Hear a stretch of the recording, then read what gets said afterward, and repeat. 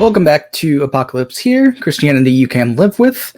Today we're going to be continuing on our book review / summary series of Bruce McCormack's book, The Humility of the Eternal Son. So we're going to be moving into chapter 6. This is the second sort of exegetical chapter in McCormack's book. And we're going to be talking about the Christological subject in the Synoptic Gospels, which is sort of the first half of chapter 6. And then for the next video, we're going to talk about the Christological subject in the Gospel of John. So this is kind of part 1 of chapter 6.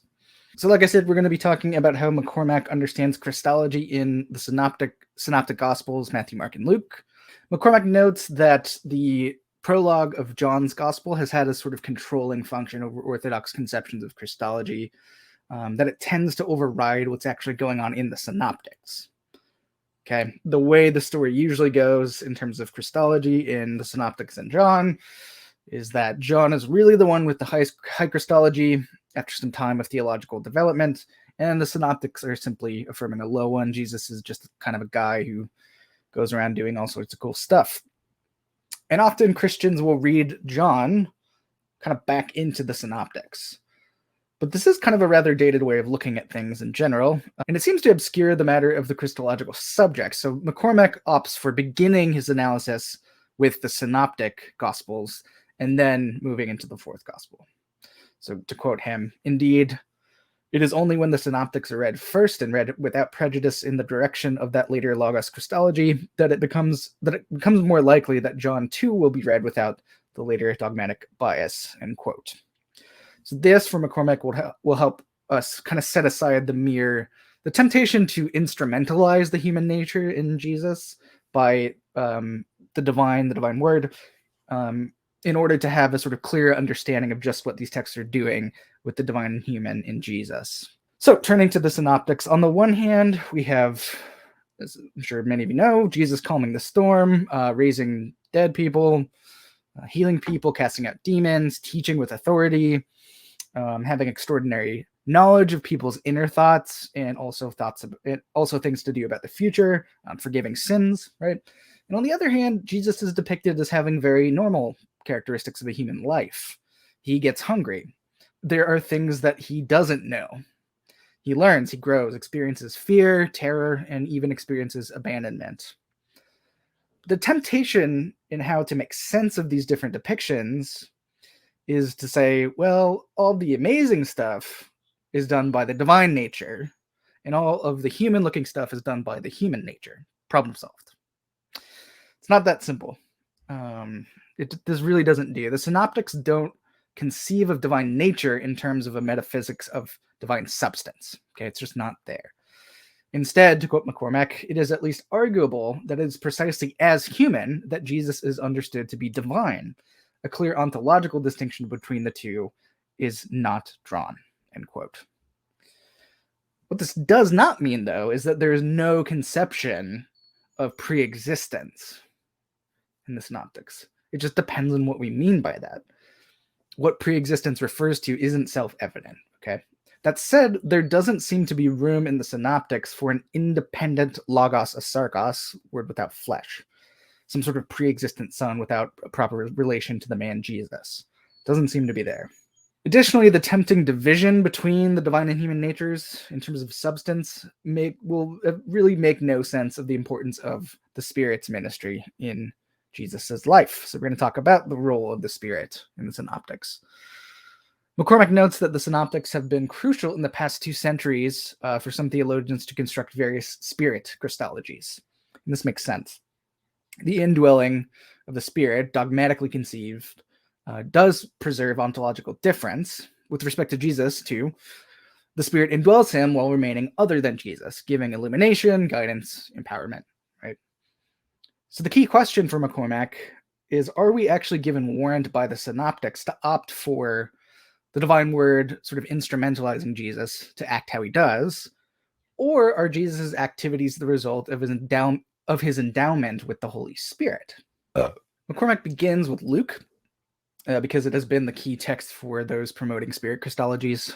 Citing Kevin Rowe, McCormack notes that Luke suggests that the Holy Spirit is the unity of identity between Israel's God, Yahweh, and Jesus.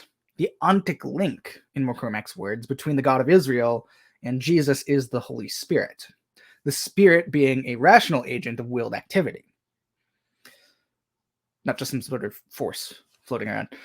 In dogmatic terms, to quote McCormack, quote, pneumatology does here all the heavy lifting that would later be done in the church's dogma by the concept of a hypostatic union, with one major difference. The unity of persons that the Spirit constitutes is a unity of Jesus and his Father, and not a unity of Jesus with an eternal Son, somehow to be distinguished from him, end quote. Now, this doesn't discount pre-existence. We're going to talk about that some more. But it would need to be a pre-existence of the Spirit-filled Jesus and not some abstract metaphysical Son. Now, it tends to come to mind for most people, and rightfully so, when they think about the Holy Spirit and Jesus, is Jesus' baptism.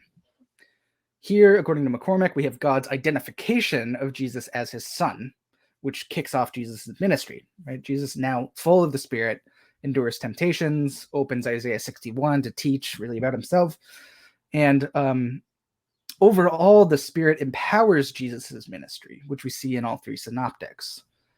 But there are differences in detail in terms of the way in which the Spirit exercises power. Okay? And another topic that arises here is the Transfiguration. What we find is no obvious involvement in the Transfiguration of the divine Logos of the later Christological dogma causing the Transfiguration. So to quote McCormack, it is equally possible that the Holy Spirit has given to the disciples the eyes needed to see Jesus' true identity, authority, and glory, but the how of Jesus' transformation is not explained, and that means that the Transfiguration cannot be decisive in any Christological construction. So we're going to kind of set aside the Transfiguration. Now, continuing on with talking about the Spirit's role, does the Spirit seem to depart from Jesus in his passion? The difference between Mark and Luke on this question is going to be pretty obvious. In Mark, we have the Father's silence in response to Jesus' prayer in Gethsemane, Jesus' abandonment by his Father on the cross. And because of this, it seems intuitive to McCormack to think that the Spirit who makes the Father present has also withdrawn. And we don't see in either Mark or Matthew Jesus doing any miracles after Gethsemane, after that initial silence. Luke is very different.